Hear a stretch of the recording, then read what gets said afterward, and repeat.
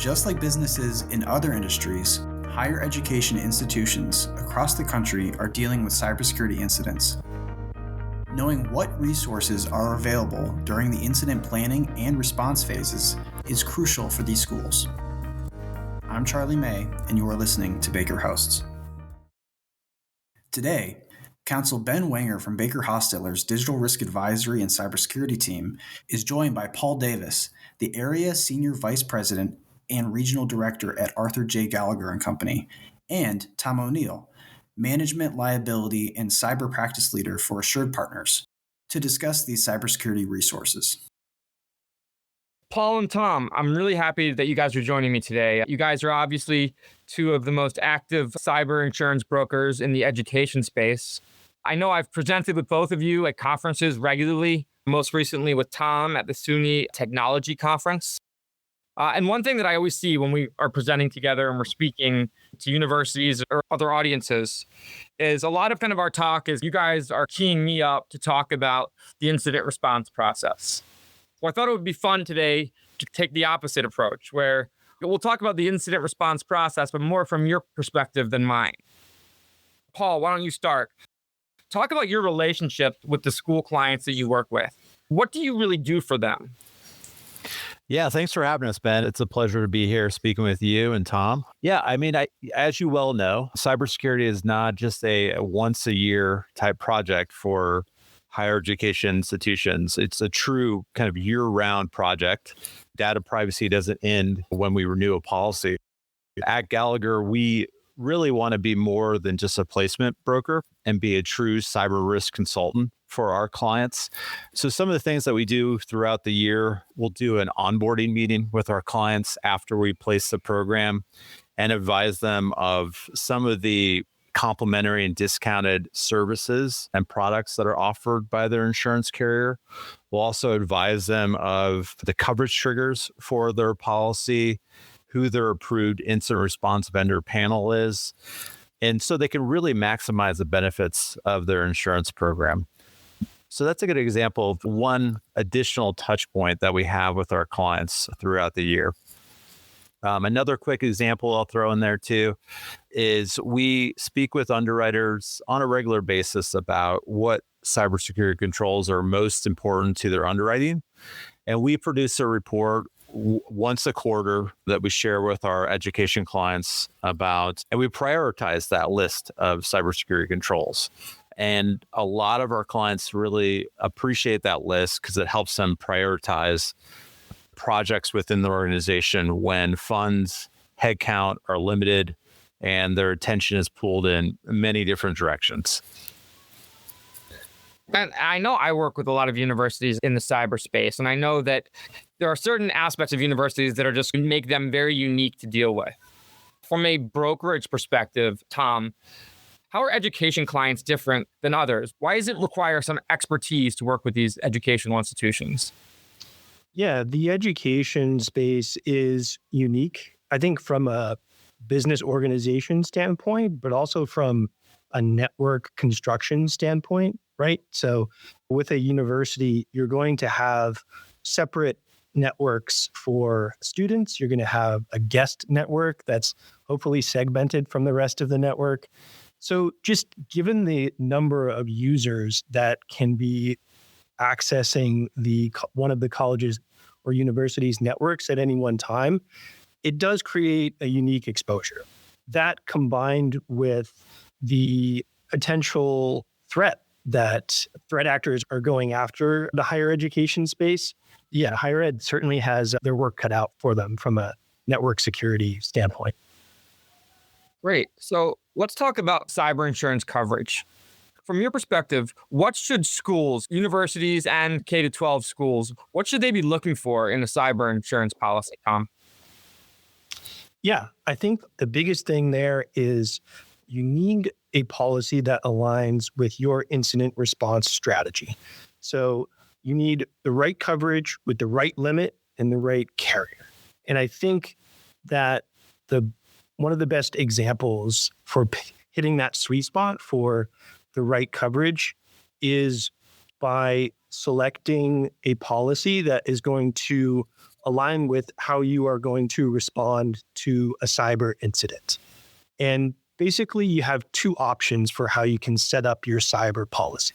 You can use the incident response panel vendors that your carrier has pre-established as the carriers or the response vendors that they work with on the legal side, on the forensic side, and you can use those firms. And you may decide that you want to pre-establish a relationship with those firms, or maybe you just want to go with who's available at the time. But that's option one. Option two is you structure a policy where you work with your carrier to pre-approve a forensic firm or a law firm, and you schedule that firm and their rates on your policy. So two very different strategies, and it's important to decide which avenue that you want to go with when you set up your policy. When you renew your policy is the time that you have to establish which of those two options you're going to go with. And there's value in each direction. Of course, with the value of working with a panel vendor is that these are the top firms who do this stuff every day. They're pre-negotiated rates. And usually the vendors, the law firms, the forensics firms, the ransom negotiators, they all have been handling so many cases together that there's a lot of kind of symbiosis. There's a lot of good teamwork from those folks. Obviously seen that, Ben, with the way that you work with the various forensics firms and the ransom negotiation firms when you handled incidents for our clients. And then it may be that you have decided that you need to use a particular forensics firm, or you need to use a particular incident response law firm.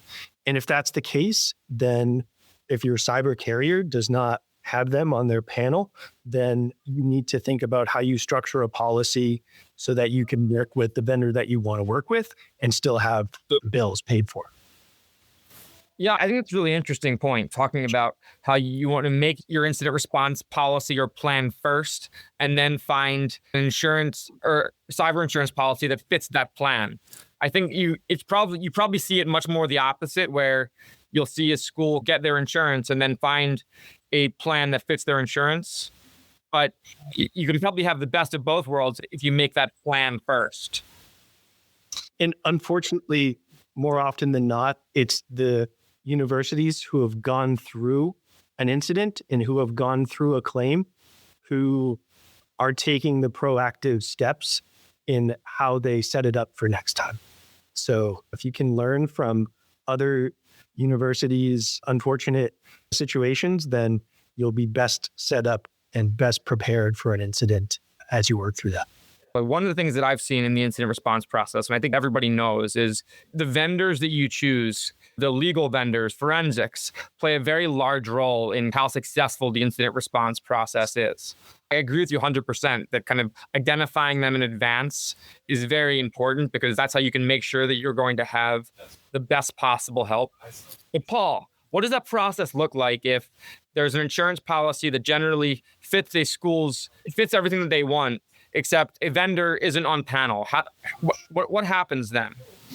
It's a great question, Ben, and it's something that we work diligently with our clients to make sure they're prepared for.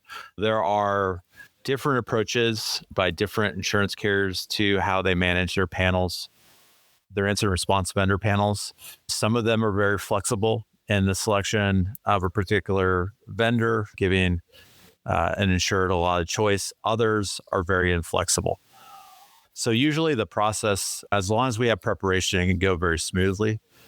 What we like to do is facilitate an initial informational interview with several privacy law firms, forensics vendors, sometimes a PR firm or notification vendor, and have our clients get to know the key individuals that would be working on their account.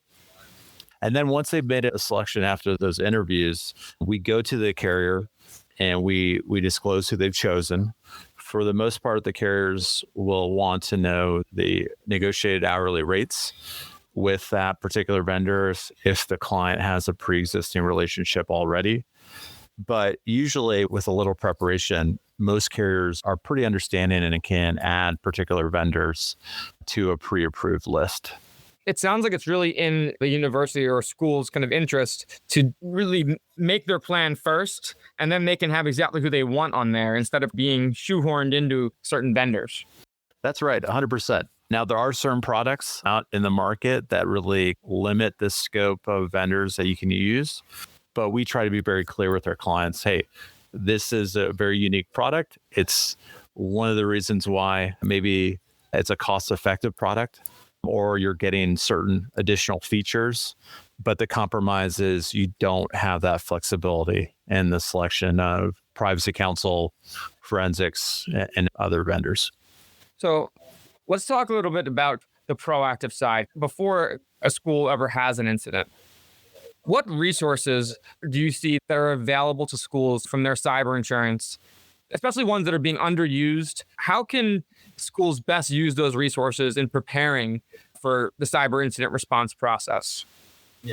Yeah, Ben, I would say that's where we've seen a lot of developments in the last, I would say, 5 years. There's a lot of competition in carriers offering very competitive risk management offerings. Our clients sometimes like you mentioned, underutilize those resources. But some of the ones that we find the most benefit to our clients include complimentary or discounted tabletop exercises. Sometimes those tabletop exercises can be tailored to a specific scenario or a specific industry class. And that's always a fantastic idea. And it's a great way to get to know folks like yourself, Ben, privacy counsel, help them get familiar with your organization, your technology stack, your incident response plan.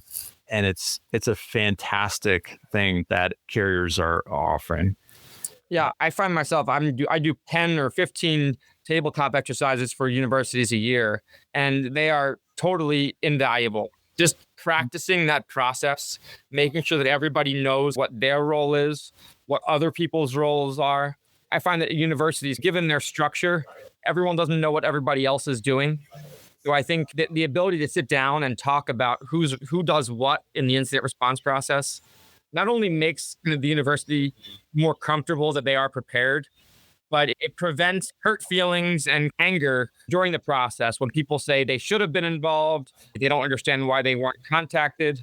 I agree with you that they're really valuable exercises in preparing.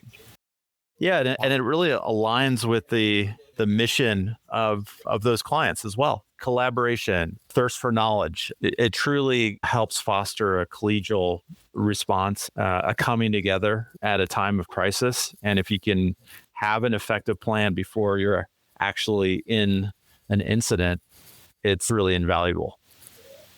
Tom, are there any other resources that are available to schools or kind of any insureds with respect to cyber insurance that you see being underutilized?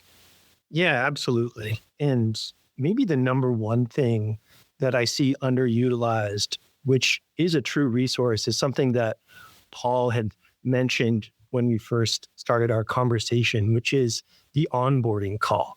I think it's so important for clients to get to know their carrier, to get to know their policy, to get to know how their carrier expects them to behave in an incident response situation if they're filing a claim.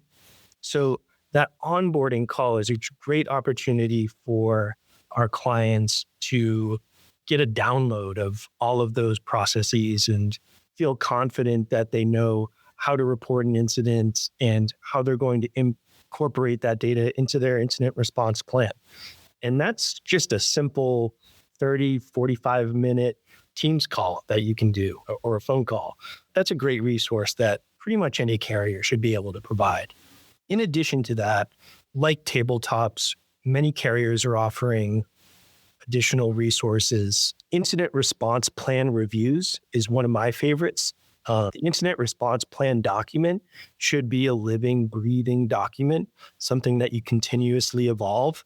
And it's pretty much on every CISO's list of things to do is to update that incident response plan. So to the extent that you can use your carrier as a resource to the redlining exercise, I think, is one of my favorite exercises to make it more of a usable, readable document. I think that's another great resource. Do certain cyber insurance carriers cover the costs associated with kind of updating incident response plans? They can, yeah. It may be at no cost, it may be at a reduced cost, but it is something that some carriers will do. So definitely the type of thing you want to work with your broker to understand what resources your carrier provides. But yes, it can be at no cost or at a reduced cost. To a certain extent, like sometimes these resources depend upon the premiums that you pay. If there's a higher premium that the university is paying, that may open the doors for more resources to be provided at no cost, but it really depends on the carrier. And in addition to that, I'll just add a couple more things. Like I've seen carriers offer certain privacy monitoring services. They may provide certain assessments of your Microsoft 365 environment, MFA resistant keys, the Ubico keys or some other kind of USB MFA key. So it's all about understanding what's available to you when it comes to the carrier resources, because as Paul mentioned, there is a bit of an arms race amongst the cyber insurance marketplace. Carriers are trying to develop more as they make their value proposition to the client better. Yeah, Tom, I'd also add that we've been seeing a number of carriers, especially some of the newer entrants into the market, offer additional security offerings. So extending beyond just a risk transfer product and providing things like managed detection and response services, so MDR services. So they actually go in and will actually manage the alerts and the triaging of your EDR solution. I would say as a broker advising a client, sometimes I'm a little skeptical having your insurance carrier also provide those security offerings, but it is an area where we're seeing a lot of growth and a lot of innovation. Yeah, it's an interesting part of the equation, right? We've always been focused on the policy. Now we're focused on the resources. Now we're incorporating security into it, all coming from the carrier.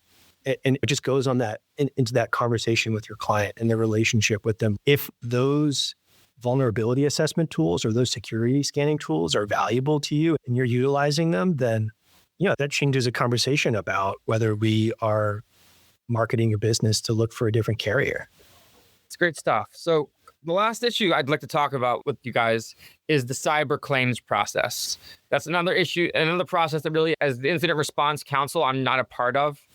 What is your role in the claims process? How are you advocating for clients during that process? Yeah, Ben, it's something that usually comes out in that onboarding meeting that Tom mentioned that we have with our clients. But we offer to all of our clients to help them report their claims to their insurance carriers, including their primary carrier and any excess carriers. We also step in and have an entire team within our organization that are former claims adjusters, attorneys that will actually step in and advocate on behalf of our clients if there's some sort of coverage dispute. And they have regular communications with some of our largest carrier partners. We also do things like the creation of business interruption worksheets that we share with our clients. So it gives them an idea of what type of claims expenses may be covered by insurance, so they can collect that data on the front end throughout the incident response process rather than trying to scramble and put that together at the end of a claim. I think really just making sure that we have constant, or not constant, but effective communication with our clients throughout the entire incident response process. So one thing that we do as counsel representing our clients in incident response matters is we are in constant contact with the insurance carriers, basically making sure that they're available or they're aware of every penny that we're spending. We are giving them kind of budget updates for legal, for other vendors. We're checking with them before ransom payments are made. We are keeping them in the loop throughout, making sure that kind of they're on board and there's no objections to costs that are being incurred. One of the main reasons we do that is so that our clients are not having coverage disputes afterwards, where the insurance carrier is seeing certain expenses for the first time and then there's a dispute over it. So, Tom, what are some common coverage issues or disputes that you see in the education context on the back end of cyber incident response matters? Yeah, sure.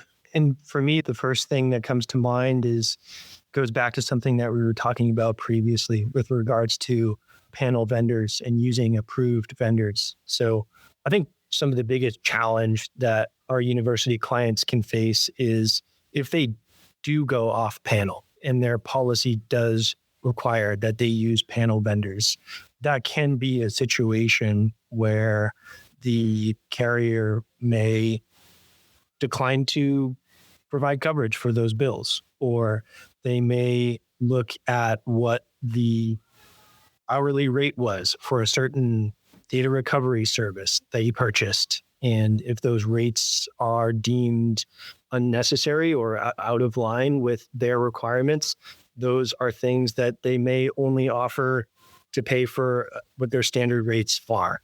And really, those are all avoidable issues. And it all comes down to collaboration and communication. So to Paul's point, like that's why we spend a lot of time with our clients, making sure that throughout the claims process, we are CC'd on all the emails and that we are in the loop of what the next steps are so that we can help them avoid those pitfalls when they think about seeking a vendor that is not approved or is not on the panel. Those are things that we want to get pre-approval for before we end up in a situation where we're trying to recover a bill that was not pre-approved. Paul, communication aside, is there anything that I can be doing or kind of my colleagues that we can be doing for our clients in the incident response process that will help them from a coverage perspective? Is there anything that we should be doing or could be doing more to help them? I think it comes down to just avoiding those avoidable issues. For example, some things that we just generally know are going to be difficult to find coverage for. For example, we've had some clients try to claim the expenses associated with a salaried employee's time.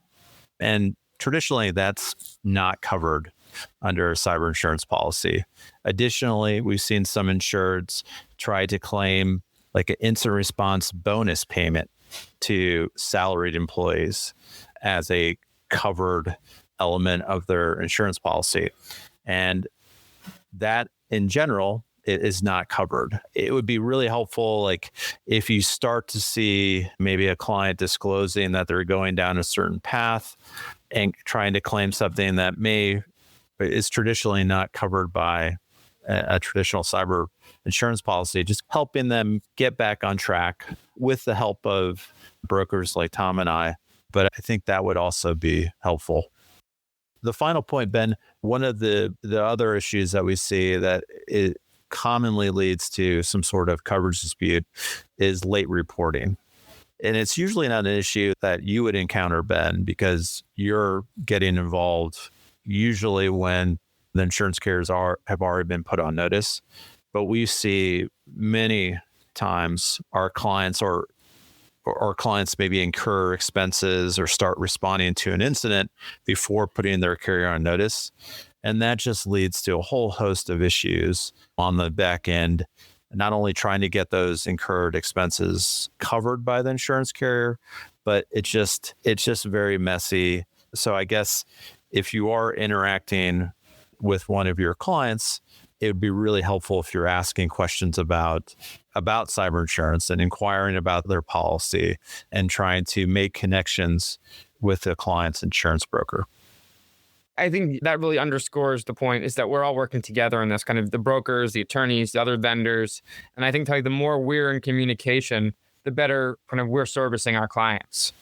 Couldn't agree more. Yeah. And viewing everybody as a partner rather than taking kind of an adversarial position. There is a time when we do need to step in and advocate for our clients and take a position that's in direct conflict with an insurance carrier. But for the most part, everybody wants to have a successful resolution, and that's good for everybody's bottom line and reputation.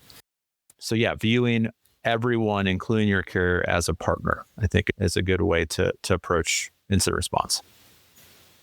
I certainly agree with that. And when we have debrief calls with our clients about how their claims experience was, what the lessons are, the overwhelming amount of feedback that we get from clients and the different communications and the service that they receive from attorneys and other vendors, the overwhelming thing is appreciation. These are majorly disruptive events for our university clients. And the expertise and the value that the law firms and the forensics folks, the ransom negotiators, everyone really brings to the table is just so appreciated by the schools. It just makes it all the much better, again, when you lean into the collaboration. So, well, it is nice to be appreciated. And I appreciate both of you joining me to talk about the broker's role in the incident response process, especially as it pertains to educational institutions, as I know both of you are very active in that space. So I thank you very much for taking some time to talk with me today. I look forward to working with you both to help our mutual education clients. Thanks, Ben. And thanks, Tom. Thanks, Ben, for having us. If you have any questions for Ben, his contact information is in the show notes. As always, thanks for listening to Baker Hosts. Comments heard on Baker Hosts are for informational purposes and should not be construed as legal advice regarding any specific facts or circumstances. Listeners should not act upon the information provided on Baker Hosts without first consulting with a lawyer directly. The opinions expressed on Baker Hosts are for those participants appearing on the program and do not necessarily reflect those of the firm. For more information about our practices and experience, please visit bakerlaw.com.